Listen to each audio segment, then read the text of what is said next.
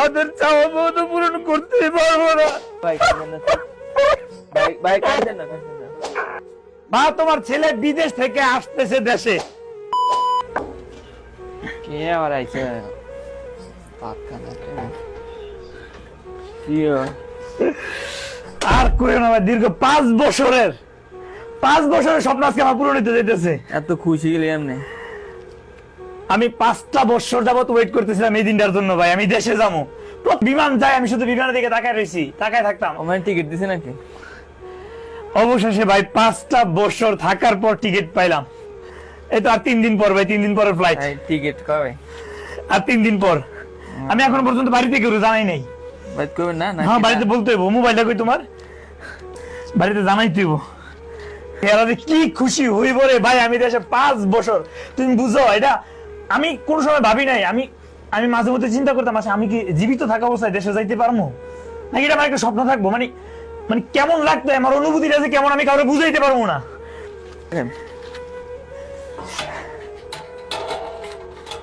Hello, আসসালামু আলাইকুম।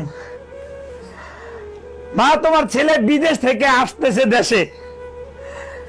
আমার দীর্ঘদিনের স্বপ্ন আজকে পূরণ হতে যাইতেছে। আমি আগামী 3 দিনের পরে ইনশাল্লাহ আমি দেশে পৌঁছাইবো। কোম্পানি টিকিট দিছে কোম্পানি টিকিট। হ্যাঁ, ইনশাল্লাহ আমি আসবো। শুক্রবার রাত্রে আমি ইনশাল্লাহ বাংলাদেশে এসে পৌঁছাবো। কত বড় একটা স্বপ্ন পূরণ হতে যাইতেছে, একমাত্র আমি ছাড়া আর কেউ জানে না। তোমরা তো জানো কত কষ্ট করছি, আর কত কইছি যে কবে যাবো দেশে। কোম্পানি আমার টিকিট দেয় না। লাস্ট পর্যায়ে আমার ভাগ্যটা এতই ভালো যে আল্লাহ হয়তো আমার দিকে একটু তাকাইছে। আল্লাহ তাকাইছে। দোয়া করো। আচ্ছা ঠিক আছে, আমি এখন রাখি, আমি পরে ফোন দিতেছি। আচ্ছা ঠিক আছে ভাই। আমার যে কি লাগতেছে রে ভাই। সামান কিনবেন না? হ্যাঁ, সামান কিনবো। মানে এই তো আজকে রাতে যাবো, নিয়ে সামান কিনে নিয়ে আসবো। ঠিক আছে? আচ্ছা ঠিক আছে। ভাই বাজার থেকে আয়ে গেছেন? হ্যাঁ ভাই, মার্কেট করছি। কিছু কিনছি। কি কিনলেন? আরে কি কোম্পানি তো ভাই পুরো টাকা দেয় নাই ক্লিয়ার করে। ও তো পুরো টাকা দেয় নাই। তারপরে এখন যা ছিল আমার কাছে টাকা দিয়া কিছু কেনাকাটা করলাম। তাহলে তো মনে আবার যাবেন নাকি বাতায়? হ্যাঁ, বাতায় না আর মনে হয় না সম্ভবত, কারণ টাকা তো এখনো পুরো পাই নাই। ওই সামান প্যাকেট। এক মিনিট আমার বাড়িতে একটা ফোন আসছে। হ্যালো কে ফোন দিছে না রে? হ্যালো। হ্যাঁ, আসতেছি তো শুক্রবারে।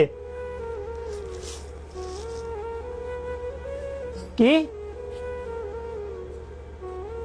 না, তুই কি করছ? তুই ছোট বোন, আমার কাছ থেকে একটা কিছু চাইছস, আমি দিব না? স্বর্ণের হার আচ্ছা ঠিক আছে, সমস্যা নেই। আমি নিয়ে আসবো ইনশাল্লাহ। চিন্তা করছি, নিয়ে আসবো আমি।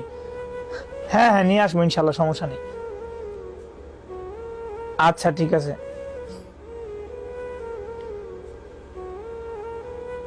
ছোট বোন ফোন দিছে। এখন টাকাও নাই আমার কাছে, টাকাও পাইলাম না।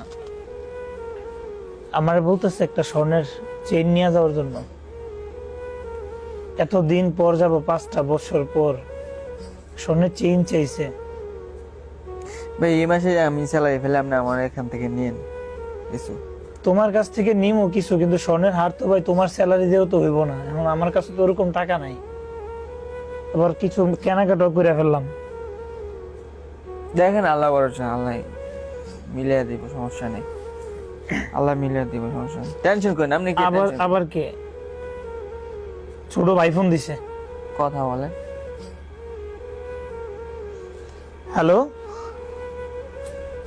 হ্যাঁ ভাই, হ্যাঁ আসতেছি তো শুক্রবার ইনশাল্লাহ।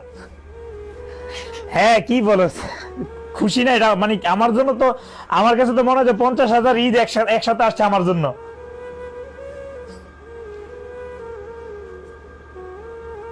আইফোন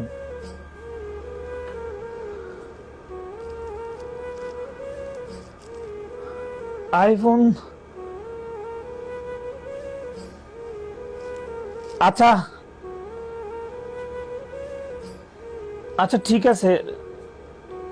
ঠিক আছে, সমস্যা নাই, দেখি আমি। হ্যাঁ হ্যাঁ নিয়ে আসবো নিয়ে আসবো, না চিন্তা করছি আমি নিয়ে আসবো সমস্যা নেই। আচ্ছা ঠিক আছে রাখ।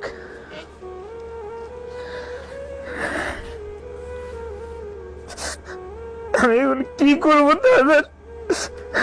তাদের চাওয়া পাওয়া পূরণ করতে পারবো না। 5 বছর পর কান্না করেন না, আর আল্লাহ, আরে ভাই কান্না করেন না, তাই আল্লাহ করবো, আল্লাহ আছে না, একমাত্র আল্লাহ আছে তো। আমি তাদের চাওয়া পাওয়া পূরণ না করতে পারলে আমি কি করতে যাবো? আরে এত চিন্তা করে লাভ আছে, কান্নাকাটি করেন না তাই। ওঠেন, ওঠেন। আমি দেশে যাবো না, না না না, আমি দেশে যাবো না, না না, এই কথা কই না ভাই, ঠিক না আছে, না না, ঠিক আছে। দেশে 5 যাবো বছর না। পর এক মিনিট 5 বছর ফোন হ্যালো দেন মা, ফোন দেন না। মা তোমার ছেলে আর আসতে পারবো না দেশে,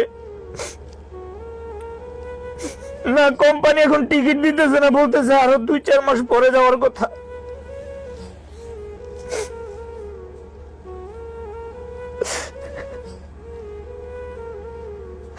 না আমার ঠান্ডা লাগছে এই কারণে হয়তো বা গলাটা এমন।